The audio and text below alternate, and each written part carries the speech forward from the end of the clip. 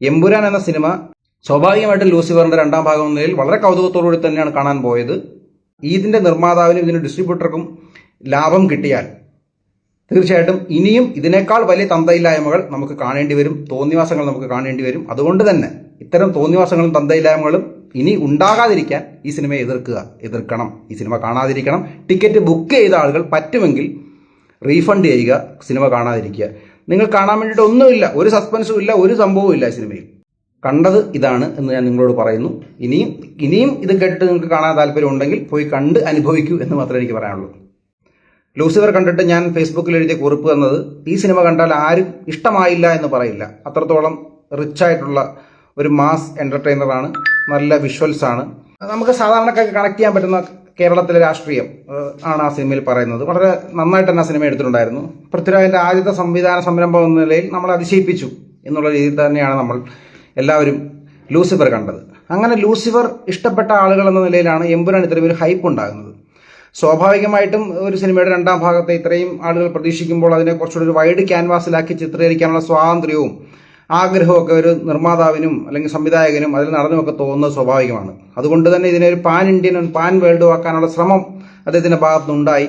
സ്വാഭാവികമായിട്ടും ഗുജറാത്തിലാണ് ഈ സിനിമയുടെ ഷൂട്ടിംഗ് നടന്നത്. കലാപത്തിന്റെ കുറച്ച് സീനുകൾ കാണിക്കുന്നുണ്ടായിരുന്നു, സയ്യിദ് മസൂദിന്റെ കുട്ടിക്കാലം കാണിക്കുന്നുണ്ടായിരുന്നു. അപ്പോൾ അതുകൊണ്ട് തന്നെ സയ്യിദ് മസൂദ് ഒരു ഗുജറാത്ത് കലാപത്തിന്റെ ഇരയായിരിക്കാം എന്നൊക്കെ നമുക്ക് എക്സ്പെക്ട് ചെയ്തിട്ടുള്ളതാണ്. അതൊരു ഫ്ലാഷ് ബാക്ക് ആയിട്ട് കാണിക്കുന്നത് കൊണ്ട് നമുക്കൊരു പ്രശ്നമില്ല. കാരണം ഗുജറാത്ത് കലാപം ഒരു 2002 അങ്ങനെ ഒരു സംഭവം ഉണ്ടായി എന്നുള്ളത് വസ്തുതയാണ്. അതുകൊണ്ട് തന്നെ ഗുജറാത്ത് കലാപത്തിന്റെ ഇരയായിട്ടുള്ള ഒരു സാധാരണക്കാരനും അതിൽ മരിച്ചിട്ടുണ്ടാവാം. അതുകൊണ്ട് ആ ഒരു കുട്ടിക്കാലത്തിന്റെ ഭാഗമായിട്ട് സയ്യിദ് മസൂദിന്റെ ക്യാരക്ടർ കാണിക്കുന്നത് കൊണ്ടും കുഴപ്പമില്ല. പലരും പറയുന്നത് ഈ സിനിമ ഗുജറാത്ത് കലാപം കാണിച്ചതുകൊണ്ട് എന്തുകൊണ്ട് നിങ്ങൾ ഗോത്ര കാണിച്ചില്ല എന്നാണ്. ഗുജറാത്ത് കലാപം കാണിക്കുന്നത് കൊണ്ട് ഗോത്ര കാണിക്കണമെന്നില്ല. കാരണം ഇത് ഗുജറാത്ത് കലാപത്തെക്കുറിച്ചുള്ള സിനിമയല്ല. ഗുജറാത്ത് കലാപത്തെക്കുറിച്ചുള്ള സിനിമ നിങ്ങൾക്ക് കാണണമെങ്കിൽ തീർച്ചയായിട്ടും സബർമതി റിപ്പോർട്ട് എന്ന സിനിമ നിങ്ങൾ കാണണമായിരുന്നു. അതിനകത്ത് എന്തുകൊണ്ടാണ് ഗുജറാത്ത് കലാപം ഉണ്ടാകാൻ കാരണം എന്നുള്ള രീതിയിൽ ഗോത്ര കാണിക്കുന്നുണ്ട്. പക്ഷേ എമ്പുരാൻ ഒരിക്കലും ഗോത്ര കാണിക്കണം എന്ന് ഡിമാൻഡ് ചെയ്യപ്പെടുന്നില്ല. കാരണം അതൊരു കഥയുടെ ഭാഗമേ അല്ല. പക്ഷെ എന്നിട്ടും അതിന്റെ ടൈറ്റിൽ കാര്യങ്ങളിൽ ഈ ഗോത്ര തീവണ്ടി തീവ്രവാദ ആക്രമണത്തെക്കുറിച്ച് കാണിക്കുന്നുണ്ട്.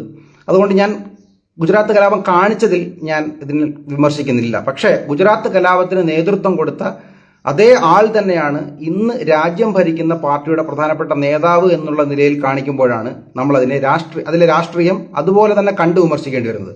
അവർക്ക് തന്തയില്ലായ്മ കാണിക്കാനുള്ള ആവിഷ്കാര സ്വാതന്ത്ര്യം ഉണ്ടെങ്കിൽ അത് തന്തയില്ലായ്മയാണ് നിങ്ങൾ കാണിച്ചതെന്ന് വിളിച്ചു പറയാനുള്ള സ്വാതന്ത്ര്യം സ്വന്തം കയ്യിൽ പണം മുടക്കി സിനിമ കണ്ട നമുക്കുമുണ്ട്. അതുകൊണ്ടാണ് നമുക്കങ്ങനെ പറയേണ്ടി വരുന്നത്. മുരളി ഗോപി ഒരു ഇന്റർവ്യൂവിൽ പറയുന്നത്, ഒരു ചോദ്യത്തിന് മറുപടി അദ്ദേഹം പറഞ്ഞത്, എന്തുകൊണ്ട് നിങ്ങൾ കേരള രാഷ്ട്രീയത്തിന്റെ ഭാഗമായി BJPയെ കാണിച്ചില്ല എന്ന് ചോദിക്കുന്നുണ്ട് ലൂസിഫറിൽ. അപ്പൊ അദ്ദേഹം പറഞ്ഞത്, കേരളത്തിൽ ചർച്ച ചെയ്യാനും മാത്രം പ്രാധാന്യമുള്ള ഒരു പാർട്ടിയായി BJP വളർന്നിട്ടില്ല. അങ്ങനെ വളർന്ന ഒരു സാഹചര്യം ഉണ്ടായാൽ തീർച്ചയായിട്ടും സിനിമയിൽ BJPയും കടന്നു വരുമെന്നാണ് മുരളി ഗോപി പറഞ്ഞത്. പക്ഷേ എമ്പുരാൻ എന്ന സിനിമയിൽ പ്രധാനപ്പെട്ട ചർച്ചാ വിഷയമായി BJP അല്ലെങ്കിൽ ഒരു ഹൈന്ദവ അനുകൂല പാർട്ടിയെ പറ്റിയാണ് പറയുന്നതെങ്കിൽ കേരളത്തിൽ പോലും കെ സുരേന്ദ്രനൊക്കെ കളിയാക്കുന്ന രീതിയിലാണ് സജനേന്ദ്രൻ എന്ന കഥാപാത്രം സുരാജ് നിർമ്മൾ അവതരിപ്പിച്ചിരിക്കുന്നത്. ആ രീതിയിൽ ചർച്ച ചെയ്യപ്പെടാൻ മാത്രം ഈ സിനിമയിൽ BJPക്ക് പ്രാധാന്യം ഉണ്ടായെങ്കിൽ, മുരളി ഗോപിയുടെ തന്നെ വാക്കുകൾ കടമെടുത്താൽ ഇന്നത്തെ കേരളത്തിൽ BJPക്ക് അത്രത്തോളം പ്രാധാന്യം ഉണ്ടായിരിക്കുന്നു എന്നാണ് മനസ്സിലാക്കേണ്ടത്. ഒരു സിനിമ കൊണ്ട് BJP ഇല്ലാക്കി കളയാൻ കഴിയുമോ എന്ന് ചോദിച്ചു കഴിഞ്ഞാൽ, കേരളത്തിലെ എല്ലാ മാധ്യമങ്ങളും തലകുത്തി നിന്നിട്ടും എത്രയോ സിനിമകളും ഡോക്യുമെന്ററികളും എടുത്തിട്ടും ഇന്ത്യക്ക് പുറത്തുള്ള ആളുകൾ വിചാരിച്ചിട്ടും നടക്കാത്ത കാര്യമാണ്. ഒരു സിനിമ കൊണ്ട് ഒരിക്കലും BJPയെ തകർക്കാൻ കഴിയില്ലെന്ന് മാത്രമല്ല, സിനിമകൾ കൊണ്ട് BJPയെ വളർത്താനേ കഴിയുകയുള്ളൂ. ഇത്തരം അപവാദങ്ങളോ ഇത്തരം തെറ്റിദ്ധാരണകരമായ പ്രവർത്തനങ്ങളോ ഒന്നും BJPയെ രാഷ്ട്രീയപരമായിട്ട് ബാധിക്കില്ല. അതുകൊണ്ട് തന്നെ ഇത് BJPയെ തകർത്ത് കളയും എന്നുള്ള വിഷമം കൊണ്ട് നമ്മൾ ഇതിനെക്കുറിച്ച് പറയുന്നതല്ല. ഇങ്ങനെ ഒരു കാര്യം സിനിമയിൽ ചിത്രീകരിക്കുമ്പോൾ അത് ആ കഥ ആവശ്യപ്പെടുന്നുണ്ടായിരുന്നു എന്നുള്ളതാണ്. കഥയിൽ അത് ഡിമാൻഡ് ചെയ്യപ്പെടുന്നില്ലായിരുന്നു. മനഃപൂർവ്വം തിരികെ കയറ്റിയിട്ടുള്ള ചില രാഷ്ട്രീയം അല്ലെങ്കിൽ ഇത്തരം ചിന്താഗതികൾ എതിർക്കപ്പെടണം. ഇത്തരം ചിന്താഗതികൾ മാസ് എന്റർടൈനറായിട്ട് അവതരിപ്പിച്ചിട്ട് ഈ സിനിമകൾ ഈ സമൂഹത്തിൽ വിജയിക്കുകയാണെങ്കിൽ അത് നമുക്ക് നട്ടലില്ലാത്തതിന്റെ ഒരു ശിക്ഷ നമ്മൾ അനുഭവിക്കുന്നതായിട്ട് നമുക്ക് വരും. ഞാനത് പറയാൻ കാരണം, തുപ്പാക്കി എന്ന സിനിമയിൽ മുസ്ലിം സമൂഹത്തെയോ മറ്റാരെങ്കിലോ ഒരു തരത്തിലും വിമർശിക്കുന്നുണ്ടായിരുന്നില്ല. വിശ്വരൂപം സിനിമയിൽ ഒക്കെ മുസ്ലിം ക്യാരക്ടറുകളാണ് സിനിമയിൽ വില്ലന്മാർ. അതും ഇന്ത്യക്കാരായ മുസ്ലിങ്ങൾ പോലുമല്ല, പാകിസ്ഥാനികളായ മുസ്ലിങ്ങളെ വില്ലന്മാരായി കാണിച്ച സിനിമകൾ പോലും ഇവിടെ ഷൂട്ട് ചെയ്യണമെങ്കിൽ അവരുടെ പെർമിഷനോ എതിർപ്പും കാര്യങ്ങളൊക്കെ ഉണ്ടായ സ്ഥലത്ത് ഇവിടെ ഇന്ത്യ ഭരിക്കുന്ന ആളുകളെ വിമർശിക്കുന്ന രീതിയിൽ അവരാണ്, വിമർശിച്ചോട്ടെ, എത്ര തരത്തിലുള്ള വിമർശിക്കാനുള്ള സ്വാതന്ത്ര്യം അവർക്കുണ്ട്, പക്ഷേ അവരാണ് ഗുജറാത്ത് കലാപത്തിൽ നേതൃത്വം കൊടുത്ത ആളുകൾ എന്നുള്ള രീതിയിൽ ഇവിടെ ചർച്ച ചെയ്യപ്പെടുമ്പോൾ അതിനേക്കാൾ പ്രധാനമായിട്ട് ഞാൻ കണ്ട ഒരു കാര്യം, ഏതെങ്കിലും ഒരു സിനിമയിൽ ഒരു മുസ്ലിം ക്യാരക്ടറിന്റെ പേര് പോലും വില്ലന്റെ സ്ഥാനത്ത് ഉപയോഗിക്കാൻ കഴിയാത്ത ഒരു സാഹചര്യം ഇവിടെ നിലവിലുള്ളപ്പോൾ ഇത്രയും പാൻ ഇന്ത്യൻ ലെവലിൽ ചിത്രീകരിക്കപ്പെട്ട ഒരു സിനിമയിൽ വില്ലൻ കൊടുത്തിരിക്കുന്ന പേര് ബജ്റംഗി എന്നാണ്. ബജ്റംഗി എന്ന് പറയുന്നത് ശ്രീരാമന്റെ ഭക്തനായ ഹനുമാനാണ്. ഹനുമാന്റെ പേര്, ഒരു ഭഗവാന്റെ പേര് ഉപയോഗിച്ച് ഒരു വില്ലൻ ക്യാരക്ടറിനെ ഈ രീതിയിൽ പ്രൊമോട്ട് ചെയ്യുന്ന തരത്തിലുള്ള സിനിമ ഈ എടുക്കാനുള്ള സ്വാതന്ത്ര്യം അവർക്കുണ്ട്. കാരണം ഇത് ഇന്ത്യയാണ്, ഇന്ത്യയിൽ എന്ത് പോക്കൃത്തനം കാണിക്കാനുള്ള സ്വാതന്ത്ര്യമുണ്ട്, അതാണല്ലോ ഇന്ത്യ. അതുകൊണ്ട് അവർ എന്ത് പോക്കൃത്തനം കാണിക്കാനുള്ള സ്വാതന്ത്ര്യമുണ്ട്. പക്ഷെ ആ പോക്കൃത്തനങ്ങൾ കണ്ടാൽ അത് വിളിച്ചു പറയാനും അതിനെ എതിർക്കാനും അത്തരം പോക്കൃത്തരങ്ങൾ പരാജയപ്പെടുത്താനുമുള്ള ഉത്തരവാദിത്വം കൂടി നമുക്കുണ്ട്. ആ നട്ടല് കൂടി നമ്മൾ കാണിക്കേണ്ടതുണ്ട്. ഇപ്പം എന്തിനാണ് നീ പോയി സിനിമ കണ്ടത് എന്ന് ചോദിക്കുന്നവരുണ്ടാകാം. സിനിമ കാണാൻ പോയത് സ്വാഭാവികമായിട്ടും ആദ്യത്തെ ദിവസം പ്രതീക്ഷയോടെ തന്നെയാണ്. പക്ഷെ പിന്നീട് ഇതിന്റെ കുറിച്ചുള്ള ചർച്ചകൾ വന്നതിന് ശേഷവും ഈ സിനിമ കാണാൻ പോയത്, ഈ സിനിമ കണ്ടതിന് ശേഷം ഈ സിനിമയെക്കുറിച്ച് പറയണമെന്ന് കരുതി തന്നെയാണ്. ഞാൻ ഈ സിനിമയ്ക്ക് വേണ്ടി ചിലവാക്കിയ പണം ഒരിക്കലും നഷ്ടമാവില്ല എന്ന് ഞാൻ 100% ഉറപ്പുവരുന്നു. കാരണം ഈ സിനിമ ഞാൻ കണ്ടതിന്റെ പേരിൽ എത്ര പേരെ കാണിക്കാതിരിക്കാൻ കഴിയുമോ അതിനുവേണ്ടി ഞാൻ ശ്രമിക്കുക തന്നെ ചെയ്യും. കാരണം ഈ സിനിമ ആ രീതിയിൽ എതിർക്കപ്പെടേണ്ടതാണ്. ഈ രീതിയിലുള്ള തോന്നിവാസങ്ങളും തന്തയില്ലായ്മകളും പച്ച വെളിച്ചത്തിൽ വിളിച്ചു പറയുമ്പോൾ അതിനെ എതിർക്കാനും അതിനെ പരാജയപ്പെടുത്താനുള്ള ഒരു ഐക്യം, അങ്ങനെ ഒരു ചിന്താഗതി നമ്മുടെ ഭാഗത്തുണ്ടാകണം എന്നുള്ളത് കൊണ്ടാണ് പറയുന്നത്. കാരണം സിനിമയിൽ ബൽരാജ് എന്നാണ് ആ കഥാപാത്രത്തിന്റെ പേര്, വില്ലൻ കഥാപാത്രത്തിന്റെ പേര്. അയാളെ ബജ്റംഗി ബജ്റംഗി ബജ്റംഗി എന്ന് പലതവണ പറയുന്നത് എന്തിനാണ്? ക്രിസ്ത്യാനികളുടെ ഏറ്റവും വിശ്വസിക്കുന്ന പ്രതീകമായിട്ടുള്ള കുരിശിനെ പല രീതി കുരിശ് തകർക്കുന്ന രീതിയിലും ക്രിസ്തീയ വിശ്വാസങ്ങളെ അപമാനിക്കുന്നുണ്ട്. എന്നാൽ മുസ്ലിം വിശ്വാസത്തെ അപമാനിക്കുന്ന രീതിയിൽ ഒന്നും കാണിക്കുന്നില്ല. എന്തുകൊണ്ടാണ്? ഭയമുണ്ട്. എന്നാൽ ഈ സിനിമ കാണുന്നവരാണ് ഹിന്ദുക്കൾ തന്നെയാണ്. കൂടുതലും നമ്മുടെ രാജ്യത്ത് സിനിമ കാണുന്നത് ഹിന്ദുക്കൾ തന്നെയാണ്. ഇപ്പം സൽമാൻ ഖാൻ ആണെങ്കിലും അമീർ ഖാൻ ആണെങ്കിലും ഷാരൂഖ് ഖാൻ ആണെങ്കിലും ഈ രാജ്യത്ത് മുസ്ലിങ്ങളായിട്ടും ഇവിടെ സ്റ്റാറുകളായിട്ട് നിലനിൽക്കുന്നത് ഹിന്ദുക്കളെ സിനിമ കണ്ടിട്ടാണ്. അല്ലാതെ മുസ്ലിങ്ങൾ മാത്രമാണ് സിനിമ കാണുന്നതെങ്കിൽ ഇവരാരും സ്റ്റാർ ആവുകയില്ലല്ലോ. അവർ ഈ ഒരാഴ്ചയ്ക്ക് മുമ്പേ പ്രീ സെയിൽ ചെയ്തത്. കാരണം അത്ര ഒരു 3-4 ദിവസത്തേക്കുള്ള ടിക്കറ്റ് അവർ കളക്ഷൻ നേടിയെടുത്ത് കഴിഞ്ഞു. അപ്പോൾ അത് കഴിയുമ്പോഴത്തേക്ക് പെരുന്നാൾ വരും, അവധി ആകുമ്പോഴത്തേക്കും സ്വാഭാവികമായിട്ടും സുഡാപ്പികളും മറ്റാൾക്കാരും ഒക്കെ സിനിമ കണ്ട് അവർക്ക് ലാഭം ഉണ്ടാക്കാൻ കഴിയുമെന്ന് വിശ്വസിക്കുന്നു. പക്ഷേ ഇപ്പോഴാണ് നമ്മൾ ചിന്തിക്കുന്നത്, എന്തുകൊണ്ടാണ് ലൈക്ക പോലെ ഒരു കമ്പനി ഇതിൽ നിന്ന് പിന്മാറിയെന്ന് ചിന്തിക്കുമ്പോൾ സ്വാഭാവികമായിട്ടും ഈ സിനിമയുടെ പൂർണ്ണ രൂപം കണ്ടതിന് ശേഷം അവർക്ക് ഇങ്ങനൊരു സിനിമ പ്രൊമോട്ട് ചെയ്യുമ്പോൾ അത് നിർമ്മിച്ച നമ്മളാണെന്നുള്ള രീതിയിൽ ചർച്ച വരുമ്പോൾ അത് എങ്ങനെ അവരെ ബാധിക്കും എന്നുള്ളത് സ്വാഭാവികമായിട്ട് അവർ ചിന്തിച്ചിട്ടുണ്ടാവും. അതുകൊണ്ട് തന്നെ ആയിരിക്കണം അവർ ഈ സിനിമയിൽ നിന്ന് പിന്മാറിയത്. അല്ലാതെ സുഭാസ്കറിന്റെ കയ്യിൽ പണമില്ലാത്തത് കൊണ്ടല്ല, എത്രയോ കോടിക്കണക്കിന് രൂപ മുടക്കി ഈ ഒരു ലൈക്ക പ്രൊഡക്ഷൻസ് ഈ സിനിമയിൽ നിന്ന് പിന്മാറിയെങ്കിൽ അതിന് കാരണം തീർച്ചയായിട്ടും ഈ സിനിമയുടെ ഫൈനൽ മിക്സ് കണ്ടതിന് ശേഷം അവർക്ക് ഇഷ്ടപ്പെടാത്തത് കൊണ്ട് തന്നെയാണ്.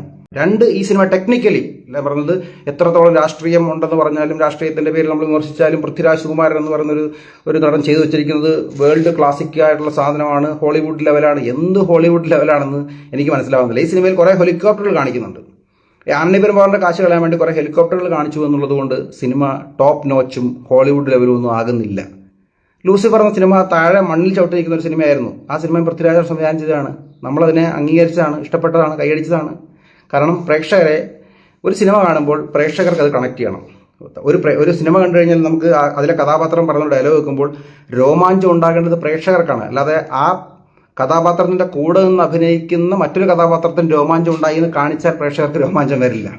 അത് മനസ്സിലാക്കാനുള്ള മിനിമം കോമൺ സെൻസ് പോലും ഇല്ലാത്തവരാണ് സിനിമ നിർമ്മിക്കുന്നതെന്ന് പറഞ്ഞാൽ വളരെ കഷ്ടം തന്നെയാണ്. ഇതിനു മുമ്പ് ഞാൻ ഇത് കണ്ടത് മലയക്കോട്ട വാലിബൻ സിനിമയിലാണ്. മലയക്കോട്ട വാലിബൻ സിനിമയിലും ഇതുപോലെ തന്നെ മോഹൻലാലിന്റെ ഒരു അടിയിൽ വില്ലൻ പറന്നു പോകുമ്പോൾ കൂടെ നിൽക്കുന്നവർ അതിശയിച്ച് അന്തം വിട്ടും കൈയടിച്ച് നിൽക്കുന്നത് കാണിക്കുന്നുണ്ട്. സിനിമയിലുള്ള കൂടെയുള്ള കഥാപാത്രമല്ല അന്തം വിടേണ്ടത്, അത് കാണുന്ന പ്രേക്ഷകർക്കാണ് ഫീൽ ചെയ്യേണ്ടത്. ഒരു ഇടി ഇടിച്ചു കഴിഞ്ഞാൽ അത് പറന്നു പോകുന്നെന്ന് നമുക്ക് തോന്നണമെങ്കിൽ അത് പ്രേക്ഷകരാണ് ഫീൽ ചെയ്യേണ്ടത്, അല്ലാതെ അത് കഥാപാത്രത്തിന്റെ കൂടെ നിന്ന് അഭിനയിക്കുന്ന ആൾക്കല്ല ഫീൽ ചെയ്യേണ്ടത്. ഈ സിനിമയിലും അതുപോലുള്ള ഞെട്ടലും, മഞ്ജു വാര്യർ ഇങ്ങനെ ഞെട്ടി നിൽക്കുന്നു, ടോവിനോ തോമസ് ഞെട്ടി നിൽക്കുന്നു, പൃഥ്വിരാജ് ഞെട്ടി നിൽക്കുന്നു. അതായത് ആകെപ്പാടെ 4-5 സീനുകൾ മാത്രമാണ് ഈ സിനിമയിൽ മോഹൻലാലിനുള്ളത്. പ്രത്യേകിച്ച് ഒരു കാര്യമില്ല. ഇതിനെക്കാട്ടിലും സ്റ്റൈലിഷ് ആയിട്ടാണ് സാഗർ ഇലിയാസ് ജാക്കി എന്ന സിനിമയിൽ മോഹൻലാലിനെ കാണിച്ചിരിക്കുന്നത്. എത്രയോ വർഷങ്ങൾക്ക് മുമ്പ്, ഇത്രയും ടെക്നോളജിയും ഒന്നും ഇല്ലാത്ത കാലത്ത്. പിന്നെ പൃഥ്വിരാജ് പറഞ്ഞത് ഈ സിനിമ ഡിമാൻഡ് ചെയ്യുന്ന രീതിയിൽ ഞാൻ ലണ്ടനിൽ പോയി ഷൂട്ട് ചെയ്തു, ഞാൻ ഇറാഖിൽ പോയി ഷൂട്ട് ചെയ്തു, അമേരിക്കയിൽ 10 പോയി ഷൂട്ട് ചെയ്തു. ഇതിന്റെ ഒന്നും ഒരു കാര്യവും ഈ സിനിമ ഡിമാൻഡ് ചെയ്യപ്പെടുന്നില്ല. ഇത് വെറുതെ ഒരു വലിയ ക്യാൻവാസിന് വേണ്ടി ഒരു ചർച്ച ചെയ്യപ്പെടാൻ വേണ്ടി മാത്രം ഇയാളുടെ ഒരു ആഗ്രഹത്തിന് വേണ്ടിയിട്ട് ഷൂട്ട് ചെയ്ത സിനിമയാണ്. ഞാൻ കുറ്റപ്പെടുത്തി പറയുകയല്ല. ഓക്കെ, കുറെ നല്ല വിഷ്വൽസ് ഈ സിനിമയിലുണ്ട്, ഇല്ലെന്ന് ഞാൻ പറയുന്നില്ല. അപ്പം എനിക്ക് അതിശയം തോന്നിയത് അല്ലെങ്കിൽ ഒരു കൗതുകം തോന്നിയ സീനുകൾ എന്ന് പറഞ്ഞു കഴിഞ്ഞാൽ, ഈ സിനിമയിൽ നമ്മുടെ ഇംഗ്ലീഷ് സിനിമയിൽ മാത്രം കാണപ്പെടുന്ന രീതിയിൽ പൊടിപടലങ്ങൾ, അതായത് ഒരു ബോംബ് സ്ഫോടനം നടക്കുമ്പോഴോ അല്ലെങ്കിൽ ഒരു സാധനം താഴേക്ക് വീഴുമ്പോഴോ ഉണ്ടാകുന്ന പൊടിപടലങ്ങൾ പറക്കുന്ന സീനുകളുണ്ടല്ലോ, ആ ഒരു സീനിന്റെ ക്ലാരിറ്റി, ആ പൊടി പറക്കുന്ന ആ ഒരു വിഷ്വല്, ആ സംഭവം എനിക്ക് ഈ സിനിമയിൽ വളരെ ഇതായിട്ട് തോന്നി. പിന്നെ മോഹൻലാലിന്റെ ഇൻട്രൊഡക്ഷൻ സീനിൽ മയക്കുമരുന്ന് മാഫിയയുടെ ഒരു ഡ്രഗ് കാർട്ടിൽ തകർക്കുന്നതിന് വേണ്ടി, അത് 2 ട്രെയിലറിനകത്ത് പോകുന്ന ഒരു സാധനം തകർക്കാൻ വേണ്ടിയിട്ട് 3 എയർഫോഴ്സ് ഹെലികോപ്റ്ററൊക്കെ ആയിട്ടാണ് പുള്ളി വരുന്നത്. ഇതിൻ്റെ ഒന്നും ആവശ്യം ശരിക്കും പറഞ്ഞാൽ കഥ ഡിമാൻഡ് ചെയ്യുന്നതേ ഇല്ല. 2 ട്രെയിലർ തകർക്കാൻ ജയിലർ സിനിമയ്ക്കകത്ത് ഉപയോഗിക്കുന്ന 2 മറ്റേ സ്കഡ് മിസൈലുകൾ 2 സാധനം മാത്രം മതി. എവിടെയെങ്കിലും 2 ഡും അടിച്ചു കഴിഞ്ഞാൽ തീരുന്ന സാധനമേ ഉള്ളൂ. ഇതിനു വേണ്ടിയിട്ടാണ് 2 ട്രെയിലറിന് കവർ ചെയ്തുകൊണ്ട് 3 എയർഫോഴ്സ് ഹെലികോപ്റ്ററുകൾ വന്നിങ്ങനെ നിന്നിട്ട് മോഹൻലാൽ ഇറങ്ങി വരുന്നു. ഓക്കെ, അതൊക്കെ സിനിമയുടെ റിച്ച്നെസ്സിന് വേണ്ടി ചെയ്തതാണ്, ഞാൻ പറഞ്ഞില്ലേ. അതുകൊണ്ട് ഈ സിനിമ ഡിമാൻഡ് ചെയ്യുന്നതാണ് ഹെലികോപ്റ്ററുകൾ സീനുകൾ എന്നൊക്കെ പറഞ്ഞു കഴിഞ്ഞാൽ അതൊക്കെ വെറുതെ ഈ സിനിമയുടെ ഒരു റിച്ച്നെസ്സിന് വേണ്ടി ചെയ്തതാണ്.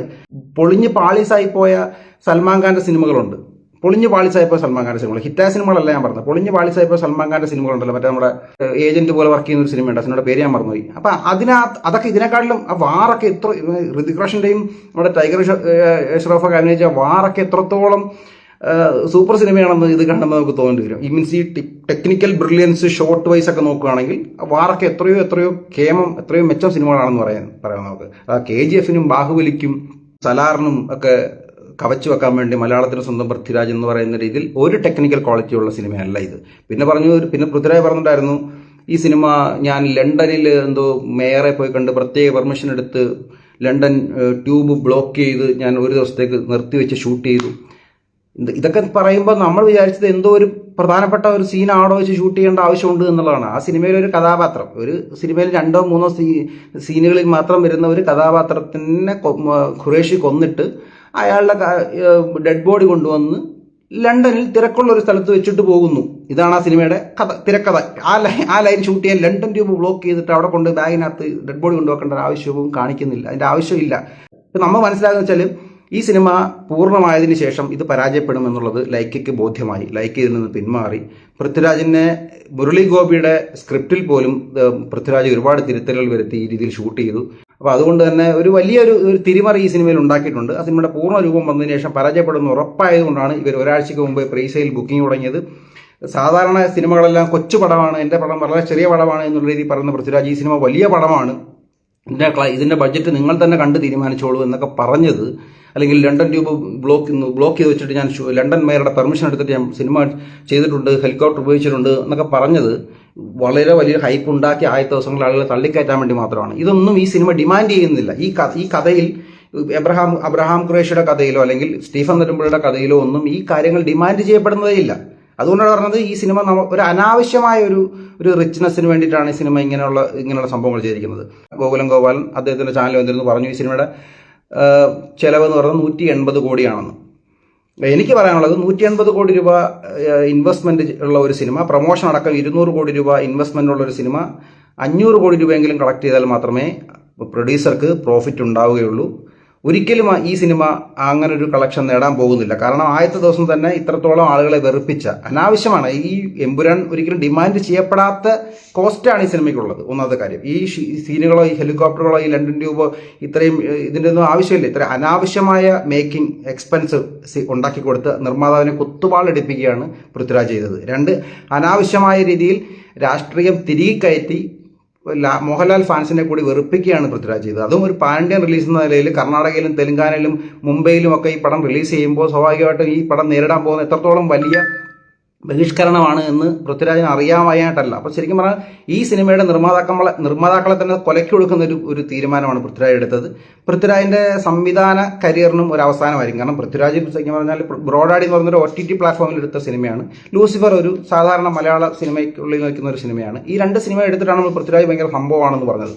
പിന്നെ പ്രശാന്ത് നീലിന്റെ അഭിമുഖത്തിൽ സലാർ സിനിമ ഷൂട്ട് ചെയ്യാൻ വേണ്ടി അദ്ദേഹത്തെ സഹായിച്ചത് പൃഥ്വിരാജാണ് എന്നൊക്കെ പറഞ്ഞപ്പോൾ സ്വാഭാവികമായിട്ടും നമ്മൾ അദ്ദേഹത്തിന്റെ ഭയങ്കര ടെക്നീഷ്യനാണ്, അദ്ദേഹത്തിന് ഒരുപാട് കാലിബർ ഉണ്ട്, ഒരുപാട് കഴിവുണ്ട് എന്നൊക്കെ നമ്മൾ എക്സ്പെക്ട് ചെയ്തു. ആ എക്സ്പെക്ടേഷനും കൂടി അദ്ദേഹം തകർത്ത് കളഞ്ഞിരിക്കുകയാണ്. ഇനിയും പൃഥ്വിരാജിന്റെ ഒരു സിനിമ എനിക്ക് തോന്നുന്നില്ല ഇപ്പം KGF നമ്മുടെ ഹോംബാലെ ഫിലിംസ് അനൗൺസ് ചെയ്തിട്ടുള്ള ഒരു സിനിമ കൂടി പൃഥ്വിരാജ് സംവിധാനം ചെയ്യുന്നുണ്ട്, ടൈസൺ എന്ന് പറഞ്ഞിട്ട് ഒരു ബോക്സറുടെയോ റെസ്ലറുടെയോ എന്തൊരു കഥയാണ്. ആ സിനിമ പോലും ഇനി സംഭവിക്കാൻ സാധ്യതയുണ്ട് എന്ന് ഞാൻ വിശ്വസിക്കുന്നില്ല. കാരണം അത്രത്തോളം പൃഥ്വിരാജിന്റെ ഒരു സംവിധാനത്തിനുണ്ടാക്കിയിരുന്ന ഹൈപ്പുണ്ട്. ഭയങ്കര എന്തോ ടെക്നീഷ്യനാണ്, ഭയങ്കര എന്തോ അറിവുള്ള, ശരിയായിരിക്കും, കുറെ ലെൻസിന്റെ കാര്യവും സിനിമയെക്കുറിച്ചുള്ള ടെക്നിക്കൽ നോളജ് പുള്ളിക്കുണ്ടായിരിക്കാം. പക്ഷേ ലൂസിഫർ എടുത്തു വെച്ചിരിക്കുന്ന അത്രയും അതിന്റെ പകുതി പോലും നിലവാരമില്ലാത്ത രീതിയിലാണ് എമ്പുരാൻ എടുത്തിരിക്കുന്നത്. അതും നിർമ്മാതാക്കൾക്ക് അനാവശ്യമായ ബാധ്യത ഉണ്ടാക്കുന്ന തരത്തിൽ അനാവശ്യമായ. ഈ ഒരു ഇന്റർവ്യൂവിൽ പൃഥ്വിരാജ് പറഞ്ഞിട്ടുണ്ടായിരുന്നു, ഈ സിനിമ സ്ട്രീമിംഗ് പ്ലാറ്റ്ഫോം OTT പ്ലാറ്റ്ഫോമിന് സെയിൽ ചെയ്യുന്നതുമായിട്ട് ബന്ധപ്പെട്ട് പുള്ളി ഈ കഥ ഒരു പ്ലാറ്റ്ഫോമിന്റെ ഓണറോട് നരേറ്റ് ചെയ്യുമ്പോൾ അദ്ദേഹം ഇന്റർവ്യൂവിന് മുമ്പ് ഒരു സീൻ പറഞ്ഞു, ആ സീൻ നിങ്ങൾ എങ്ങനെയാണ് ഷൂട്ട് ചെയ്യാൻ പോകുന്നത് എന്ന് ചോദിച്ചു. അപ്പോൾ അതുകൊണ്ട് തന്നെ അത് പ്രാക്ടിക്കലി പോസിബിൾ അല്ല, അതുകൊണ്ട് ഈ സിനിമ ഞങ്ങൾ എടുക്കില്ല എന്ന് പറഞ്ഞ് പിന്മാറി. അദ്ദേഹം കേൾക്കാൻ വേണ്ടി ഞാൻ പറയുകയാണ്, ആ സീൻ ഞാൻ ഷൂട്ട് ചെയ്തു കേട്ടോ, അത് പൂർത്തിയാക്കി കേട്ടോ എന്നൊക്കെ വളരെ അഹങ്കാരത്തോടുകൂടി പറഞ്ഞിട്ടുണ്ടായിരുന്നു. അദ്ദേഹം ഉദ്ദേശിക്കുന്നത് ഈ ലണ്ടൻ ട്യൂബ് വെച്ച് ബ്ലോക്ക് ചെയ്ത സിനിമയായിരിക്കും. ഒരു റൂമിനകത്ത് ഒരു ബാഗ് കൊണ്ടുവച്ചിട്ട് ആ ബാഗ് തുറക്കുമ്പോൾ ഒരു ഡെഡ് ബോഡി കാണിക്കുന്ന ഒരു സീനിന് വേണ്ടിയിട്ട് ലണ്ടൻ ട്യൂബ് ബ്ലോക്ക് ചെയ്യേണ്ട ആവശ്യമില്ല. അപ്പോൾ അതുകൊണ്ട് തന്നെ ആ സ്ട്രീമിംഗ് പ്ലാറ്റ്ഫോമിന്റെ പാർട്ണർ ഈ സിനിമയിൽ നിന്ന് പിന്മാറിയിട്ടുണ്ടെങ്കിൽ അതിന് കാരണം ഈ സിനിമയുടെ ഈ വൃത്തികെട്ട രാഷ്ട്രീയം ആയതുകൊണ്ടാണ്. കാരണം ഇന്ത്യ മുഴുവൻ അല്ലെങ്കിൽ ലോകം മുഴുവൻ വിൽക്കാൻ പോകുന്ന ഒരു പ്രൊഡ്യൂസർക്കോ ഒരു ഡിസ്ട്രിബ്യൂട്ടർക്കോ അല്ലെങ്കിൽ ഒരു സ്ട്രീമിംഗ് പ്ലാറ്റ്ഫോമിനോ ഇത്തരത്തിൽ അനാവശ്യമായ രാഷ്ട്രീയം കുത്തിക്കയറ്റുന്ന ഒരു സിനിമ വിജയിപ്പിക്കാൻ പറ്റില്ല എന്ന് ഉത്തമമായ ബോധ്യമുള്ളത് കൊണ്ടാണ് അവർ അതിൽ നിന്ന് പിന്മാറിയത്. അല്ലെങ്കിൽ മോഹൻലാലിന്റെ സിനിമ ഒരു സ്ട്രീമിംഗ് പാർട്ണർ എടുക്കാതിരിക്കുമോ? സിനിമ നിർമ്മിക്കും, പരാജയപ്പെടും, അതൊക്കെ ഘടകം തന്നെ. പക്ഷേ എത്രയോ സിനിമകൾ എത്രയോ കോടിക്കണക്കിന് രൂപ ഇൻവെസ്റ്റ് ചെയ്ത് നിർമ്മിച്ച ലൈക്ക പോലൊരു കമ്പനി ഈ സിനിമയുടെ ഫൈനൽ എഡിറ്റ് വെർഷൻ കണ്ടതിന് ശേഷം റിലീസിന് 1 മാസം മുമ്പ് പിന്മാറിയെങ്കിൽ അതിന്റെ കാരണം എന്ന് പറയുന്നത് ഈ സിനിമയുടെ വൃത്തികെട്ട രാഷ്ട്രീയമാണ്.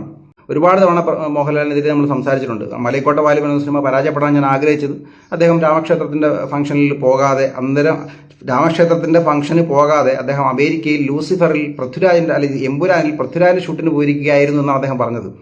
ഇതും ഒരു രാമദണ്ഡനയായി മാത്രമേ ഞാൻ കാണുന്നുള്ളൂ. അദ്ദേഹത്തെ കാണാൻ പോകാതെ അമേരിക്കയിൽ പോയി ഈ എമ്പുരാൻ ഷൂട്ട് ചെയ്ത മോഹൻലാലിന് പറ്റിയ പ്രതിഫലം തന്നെയാണ് ഭഗവാൻ ശ്രീരാമൻ കൊടുത്തിരിക്കുന്നത്. അതും ഭഗവാന്റെ ഏറ്റവും പ്രിയപ്പെട്ട ഭക്തനായ ഹനുമാനെ ആക്ഷേപിക്കുന്ന സിനിമ, ഹനുമാന്റെ പേരിനെ ആക്ഷേപിക്കുന്ന സിനിമ. അപ്പം അതൊരു വലിയ ഘടകമാണോ എന്ന് ചോദിക്കാം. തീർച്ചയായിട്ടും ഒരു ഘടകം തന്നെയാണ്. ബജ്രംഗി എന്നുള്ള പേര് ഉപയോഗിച്ചുകൊണ്ട് ആ ബജ്രംഗിയുടെ ഇത്രയും ക്രൂരതയായിട്ട് കാണിക്കുമ്പോൾ അതൊരു ഘടകം തന്നെയാണ്. അയാൾക്ക് ബൽരാജ് എന്നൊരു പേരുണ്ട്, ആ പേര് മാത്രം ഉപയോഗിച്ചാൽ മതി. എന്തിന് ബജ്രംഗി എന്നുള്ള പേര് ഉപയോഗിക്കണം? ഭഗവാന്റെ പേര് എന്തിനു ഉപയോഗിക്കണം? അതിന്റെ ആവശ്യം ഈ സിനിമ ഡിമാൻഡ് ചെയ്യപ്പെടുന്നത്. അതാ പറഞ്ഞത്, സിനിമ ഡിമാൻഡ് ചെയ്യപ്പെടാത്ത കാര്യങ്ങൾ മനഃപൂർവ്വം തിരികെ കയറ്റുകയാണ് പൃഥ്വിരാജ് ചെയ്യുന്നത്. അതുകൊണ്ടാണ് പൃഥ്വിരാജിനെ എതിർക്കപ്പെടേണ്ടത്. അതുകൊണ്ട് തന്നെ ഈ സിനിമ പരാജയപ്പെടുക തന്നെ വേണം. പരാജയപ്പെടാൻ വേണ്ടി നിങ്ങൾക്ക് എന്തൊക്കെ ചെയ്യാൻ പറ്റുമോ അതെല്ലാം ചെയ്യുകയും വേണം. കാരണം ഈ സിനിമ ഇങ്ങനെയുള്ള തോന്നിവാസങ്ങളും ഇങ്ങനെയുള്ള തന്തയില്ലായ്മകളും ഈ നാട്ടിൽ വിജയിക്കുകയാണെങ്കിൽ വീണ്ടും ഇവൻ നമ്മുടെയൊക്കെ മേളിൽ കയറിയിരുന്ന് തലക്കിട്ട് കൊട്ടും. ഇപ്പം തന്നെ ഇവനൊക്കെ നമ്മുടെ തോളിൽ കയറിയിരുന്ന് ചെവി കടിച്ചുകൊണ്ടിരിക്കുകയാണ്, തലക്കിട്ട് അടിച്ചുകൊണ്ടിരിക്കുകയാണ്. ഇനിയും ഇതിന്റെ മുകളിലേക്ക് ഇവനെ ഒന്നും വളർത്താൻ നമ്മൾ പാടില്ല. ഇന്ന് നിങ്ങളൊരു തീരുമാനം എടുക്കണം. ഇനി പൃഥ്വിരാജിന്റെ, മോഹൻലാലിന്റെ ഒരു സിനിമകളും നിങ്ങൾ കാണാൻ പാടില്ല. ഉത്തരവാദിത്തപ്പെട്ട സ്ഥാനത്തിരിക്കുന്ന ഒരു മനുഷ്യനാണ് അദ്ദേഹം. ഉറി എന്ന് പറയുന്ന സർജിക്കൽ സ്ട്രൈക്ക്, ഇന്ത്യയുടെ അഭിമാനമായിട്ടുള്ള സർജിക്കൽ സ്ട്രൈക്ക് പോലുള്ള ഒരു സിനിമ കേരളത്തിൽ 7 തിയേറ്ററിൽ മാത്രമാണ് റിലീസ് ചെയ്യപ്പെട്ടത്. ആ സിനിമയ്ക്ക് അനുകൂലമായ ഒരു വാക്ക് പറയാനോ ആ സിനിമ ഡിസ്ട്രിബ്യൂട്ട് ചെയ്യാനോ മോഹൻലാൽ ശ്രമിച്ചിട്ടില്ല. രണ്ടാമത് കാശ്മീർ ഫയൽസ് പോലൊരു സിനിമ ഇവിടെ ചരിത്രത്തിന്റെ ഭാഗമായി നടന്ന സംഭവമാണ്. കാരണം എത്രത്തോളം ആളുകൾ അവിടുന്ന് പലായനം ചെയ്യപ്പെട്ടതാണ്. അവരുടെയൊക്കെ പ്രതിനിധികൾ ഇന്ന് ലോകത്തിന്റെ പല ഭാഗങ്ങളിൽ ജീവിക്കുന്നു. ഇന്നും കാശ്മീർ ഫയൽസിൽ കാശ്മീരിൽ സ്വന്തം വീട്ടിൽ, ഇന്നും BJP 11 വർഷം ഭരിച്ചിട്ടും സ്വന്തം വീട്ടിലേക്ക് തിരികെ പോകാൻ പറ്റാതെ ലോകത്തിന്റെ പല ഭാഗങ്ങളിൽ അഭയാർത്ഥിയായി കഴിയുന്ന നിരവധി കാശ്മീർ പണ്ഡിറ്റുകൾ ഇപ്പോഴുള്ളപ്പോൾ ആ കാശ്മീർ പണ്ഡിറ്റുകളെ കുറിച്ച് സിനിമ എടുത്തപ്പോൾ ആ കാശ്മീർ പണ്ഡിറ്റുകളുടെ സിനിമയെക്കുറിച്ച് അനുകൂലിക്കാനോ, അപ്പോൾ കാശ്മീർ ഫയൽസിനെ സപ്പോർട്ട് ചെയ്യാത്ത, ഉറിയെ സപ്പോർട്ട് ചെയ്യാത്ത,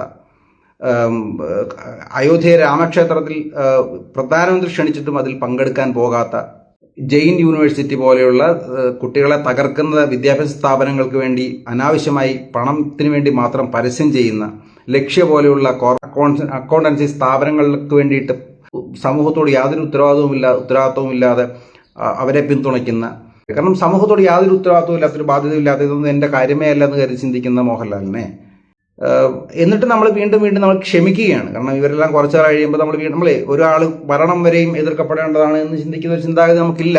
വൈര്യനിരാധന ബുദ്ധി നമ്മൾ കൊണ്ടു നടക്കുന്നില്ല. അതുകൊണ്ടാണ് നമ്മൾ വീണ്ടും ഇടയ്ക്കിടയ്ക്ക് ഒരു ഇടക്കാലത്തിന് ശേഷം ക്ഷമിച്ച് ഇവരുടെ സിനിമകൾ വീണ്ടും കാണാൻ പോകുന്നത്. ആ ക്ഷമ നമ്മൾ അവസാനിപ്പിക്കണം. പൃഥ്വിരാജിന്റെ അളിഞ്ഞ രാഷ്ട്രീയം കൊണ്ട്, അവിഞ്ഞ രാഷ്ട്രീയം കൊണ്ട്, വൃത്തികെട്ട രാഷ്ട്രീയം കൊണ്ട് കരിയർ ഇല്ലാതാകാൻ പോകുന്നത് മോഹൻലാലിൻ്റെതാണ്. മോഹൻലാലിനെ വിശ്വസിച്ച് തുടരുമെന്ന സിനിമയിൽ പണം മുടക്കിയ പാവപ്പെട്ട രജപുത്ര ഫിലിംസിന്റെ ഓണർ രഞ്ജിത്തിനാണ് നഷ്ടമുണ്ടാകാൻ പോകുന്നത്. തരൺമൂർത്തി എന്ന് പറയുന്ന ഒരു സംവിധായകനാണ് ഇതിന് നഷ്ടമുണ്ടാകാൻ പോകുന്നത്. തീർച്ചയായിട്ടും ഈ വൃത്തികെട്ട സിനിമ, ഈ വൃത്തികെട്ട രാഷ്ട്രീയത്തിന്റെ ഭാഗമായ മോഹൻലാൽ ഫാൻസ് പോലും എതിർക്കും, വെറുക്കും. ഇതിന്റെ ശിക്ഷ അനുഭവിക്കാൻ പോകുന്നത് അടുത്ത തുടരുന്ന ഒരു സിനിമയാണ്. അല്ലെങ്കിൽ കുറഞ്ഞൊരു 6 മാസത്തെയെങ്കിലും ആ സിനിമ റിലീസ് ചെയ്യാതിരിക്കുക എന്നുള്ളതാണ് രജപുത്ര ഫിലിംസിനോട് എനിക്ക് അഭ്യർത്ഥിക്കാനുള്ളത്. കാരണം ഞാൻ എന്തായാലും കാണാൻ വരില്ല, പക്ഷേ കുറേ ആളുകളെങ്കിലും തിയേറ്ററിലേക്ക് മോഹൻലാലിനെ കാണാൻ എത്തണമെങ്കിൽ നിങ്ങൾ 6 മാസത്തേക്കെങ്കിലും തുടരും സിനിമ റിലീസ് ചെയ്യാതിരിക്കുക എന്നേ എനിക്ക് പറയാനുള്ളൂ. ഓൾറെഡി മരക്കാർ എന്ന് പറയുന്നത് കുഞ്ഞാലി മരക്കാറിന്റെ കഥ എടുത്ത് പൊട്ടി, ബറോസ് എടുത്ത് പൊട്ടി. ഇപ്പോൾ എമ്പുരാനിന് വേണ്ടി ഇത്രയും സിനിമ നിർമ്മിച്ചിട്ട് ലൈക്കയ്ക്ക് കുറേ പൈസ കൊടുക്കാനുള്ളത് കൊടുത്തുമാണ്. ഇപ്പോൾ ഗോകുലം ഗോപാലൻ 150 കോടി ഇതിനകത്ത് ഇൻവെസ്റ്റ് ചെയ്തിട്ടുണ്ട്. അപ്പോൾ സ്വാഭാവികമായിട്ടും ഈ സിനിമ പരാജയപ്പെടുന്നതോടുകൂടി ആശീർവാദ് പ്രൊഡക്ഷൻസിനും ഗോകുലം ഗോപാലനും കേരളത്തിലെ മുഖ്യധാരയിൽ നിന്ന് അപ്രത്യക്ഷമാകാൻ സാധ്യത വളരെ കൂടുതലാണ്. പൊളിയണം. കാരണം ഇത്രയും വൃത്തികെട്ട രാഷ്ട്രീയം ഒരു സിനിമയ്ക്ക് വേണ്ടി സിനിമയിൽ അനാവശ്യമായിട്ട് കുത്തിക്കയറ്റാണ്. ഈ ലൂസിഫറിന്റെ 2ാം ഭാഗമായ എമ്പുരാനിൽ ഇതിൻ്റെ ഒന്നും ആവശ്യമേ ഇല്ല. അനാവശ്യമായ ചിന്തകൾ, അനാവശ്യമായ പൊളിറ്റിക്സ് സിനിമയിൽ കുത്തിക്കയറ്റി ഈ രീതിയിൽ അതിൻ്റെ തന്നെ നിർമ്മാതാക്കളെ ഇല്ലാതാക്കിയ, മോഹൻലാലിനെ പോലുള്ള താരത്തിന്റെ കരിയർ ഇല്ലാതാക്കിയ പൃഥ്വിരാജ് സുകുമാരൻ എന്ന് പറയുന്ന സംവിധായകൻ, മുരളി ഗോപിക്ക് പോലും അയാളുടെ പോലും എഴുതിയ സ്ക്രിപ്റ്റിൽ തിരുത്തൽ വരുത്തിയിട്ടാണ് ഇയാൾ ഇങ്ങനെ ഉണ്ടാക്കി വെച്ചിരിക്കുന്നതാണ് ഞാൻ വിശ്വസിക്കുന്നത്. അതുകൊണ്ടാണ് മുരളി ഗോപി ഈ സിനിമയുടെ പ്രൊമോഷന്റെ ഭാഗമായിട്ട് അധികം സംസാരിക്കാത്തത്. കാരണം അയാൾ ഇതൊന്നും അയാൾ എഴുതി വെക്കേണ്ട കാര്യമില്ല. കാരണം അയാൾ എഴുതിയിട്ടുള്ളത് തീർച്ചയായിട്ടും ഈ പറയുന്ന ഖുറേഷി ഗ്യാങ്ങും മറ്റ് ചൈന ഗ്യാങ്ങും തമ്മിലുള്ള ഒരു അന്താരാഷ്ട്ര മത്സരത്തിന്റെ കഥയാണ് ലൂസിഫർ എമ്പുരാനും പറയുന്നതെന്നാണ് അയാൾ പറഞ്ഞത്. ഈ ഗുജറാത്ത് കലാപം ഓക്കെ, നമുക്ക് പറയാൻ പറ്റില്ലേ, അതിനകത്ത് നിരപരാധികളായ ആളുകളും മരിച്ചിട്ടുണ്ടാവാം. അങ്ങനെ നിരപരാധികളായ ഒരു കൊല്ലപ്പെട്ട ഒരു കുടുംബത്തിന്റെ ബാക്കി പത്രമാണ്, ഇരയാണ് സയ്യിദ് മസൂദിന്റെ ക്യാരക്ടർ എന്ന് കാണിച്ചതുകൊണ്ട് നമുക്ക് വലിയ നഷ്ടമൊന്നുമില്ല. പക്ഷേ ഇത് അങ്ങനെയല്ല കാണിക്കുന്നത്. ഈ സിനിമയ്ക്കകത്ത് കലാപത്തിന് നേതൃത്വം കൊടുക്കുന്നതല്ല, നമ്മൾ എന്തൊക്കെയാണോ ഇടത് ജിഹാദി നക്സൽ പുസ്തകങ്ങളിൽ വായിച്ചിട്ടുള്ളത് ആ രീതിയിലുള്ള ക്രൂരമായ ഗർഭിണി, ശൂലം, ഭ്രൂണം, ഇതെല്ലാം വളരെ വൃത്തികെട്ട രീതിയിൽ ഷൂട്ട് ചെയ്തിട്ട്, അതും ഈ പറഞ്ഞ 23-24 വർഷത്തിന് ശേഷം ഈ സിനിമ ഷൂട്ട് ചെയ്ത് ഈ സിനിമ ഷൂട്ട് ചെയ്യാനുള്ള പെർമിഷൻ കൊടുത്തത് ഗുജറാത്ത് ഗവൺമെന്റാണ്. ഏറ്റവും ആദ്യം നന്ദി പറഞ്ഞത് ഗുജറാത്ത് ഗവൺമെന്റിനാണ്, മുഖ്യമന്ത്രിക്കും ഗുജറാത്ത് ഗവൺമെന്റിനുമാണ് ഈ സിനിമയിൽ ആദ്യം നന്ദി എഴുതി കാണിക്കുന്നത്. എന്തായാലും സ്ക്രിപ്റ്റും കാര്യങ്ങളൊക്കെ കൊടുത്തിട്ട് തന്നെ ആയിരിക്കും അവർ ഈ സിനിമ ഷൂട്ട് ചെയ്യാനുള്ള അനുവാദമെങ്കിലും കൊടുത്ത ഗുജറാത്ത് ഗവൺമെന്റിനോടുള്ള ഒരു മര്യാദ പോലും ഒരു കാണിച്ചില്ല. ഈ സിനിമ സെൻസർ ചെയ്തിട്ട് ഈ സിനിമ ഇവിടെ പ്രദർശിപ്പിക്കാൻ അനുവാദം കൊടുത്ത് അവരെ ഏതെങ്കിലും തരത്തിലുള്ള ഒരു ഫാസിസം ഈ നാട്ടിൽ ഉണ്ടായിരുന്നെങ്കിൽ BJP ഇത്തരം ഒരു സിനിമയെ ഇറക്കാൻ അനുവദിക്കത്തില്ലായിരുന്നു. പക്ഷേ ഞാൻ പറഞ്ഞില്ല, ഇത്തരം സിനിമകൾ ഒരിക്കലും ഇത്തരം വൃത്തികെട്ട പ്രൊപ്പഗണ്ട സിനിമകൾ കൊണ്ട് ഒരിക്കലും BJPയെ തകർക്കാൻ കഴിയില്ല. BJP കൂടുതൽ വളർത്താനേ പറ്റുള്ളൂ. അതുകൊണ്ട് തന്നെയാണ് അവർ സിനിമകൾക്ക് പെർമിഷൻ കൊടുക്കുന്നത്. മനസ്സിലായില്ലേ?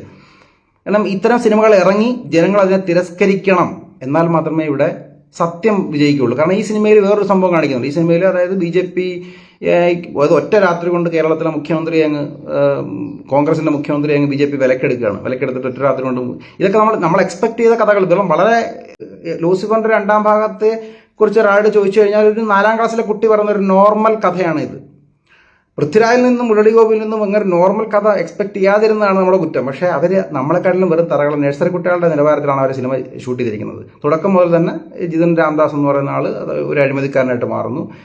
ദേശീയ രാഷ്ട്രീയത്തിന്റെ ഭാഗമായിട്ട് BJPയോട് സഖ്യം ചേർന്ന് കേരളത്തിൽ ഒറ്റ രാത്രി കൊണ്ട് മുഖ്യമന്ത്രി BJPയുടെ സഖ്യകക്ഷിയായിട്ട് മാറുന്നു. എന്നിട്ട് നാട് നശിക്കാൻ പോകുന്നു. ദൈവത്തിന്റെ സ്വന്തം നാടിനെ രക്ഷിക്കാൻ സ്റ്റീഫൻ നെടുമ്പള്ളി എന്ന സാത്താൻ വീണ്ടും അവതരിക്കുന്നു.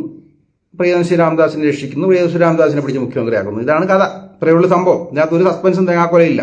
പിന്നെ ഈ പറഞ്ഞാൽ അമീർ ഖാനാണ്, മമ്മൂട്ടിയാണ്, മോഹൻലാലാണ്, മറ്റേ രാജാവാണെന്നൊക്കെ പറഞ്ഞിട്ട് തിരിഞ്ഞിരിക്കുന്ന ഒരു ആളെന്ന് പറയുന്നത് എബ്രഹാം ഖുറേഷിയുടെ ഓപ്പോസിറ്റ് ഗ്യാങ്ങിന്റെ ലീഡറായിട്ട് കാണിക്കാൻ പോകുന്നു. L3 വരാൻ പോകുന്നു എന്ന് പറയുന്ന രീതിയിൽ അവസാനത്തെ സീനിൽ കാണിക്കുന്ന ഒരു ചൈന ഹോളിവുഡ് സിനിമയിലൊക്കെ അഭിനയിച്ചിട്ടുള്ള റിക്കി ക്യൂനോ, നമുക്ക് വരുമെന്ന് അറിയത്തില്ല. കാരണം നമുക്ക് അറിയുന്ന ഒരാളെ കണ്ടാലല്ലേ നമുക്ക് ഒരു നമ്മുടെ ഒരു ക്യൂരിയോസിറ്റി മീറ്റ് ചെയ്യുമെന്ന് പറയാൻ പറ്റുള്ളൂ. അങ്ങനെയൊന്നുമുള്ള ഒരു ആളായിട്ട് നമുക്ക് മലയാളത്തിലുള്ള ആർക്കും കണ്ടാൽ മനസ്സിലാകുന്ന ഒരു ക്യാരക്ടർ പോലും അല്ല.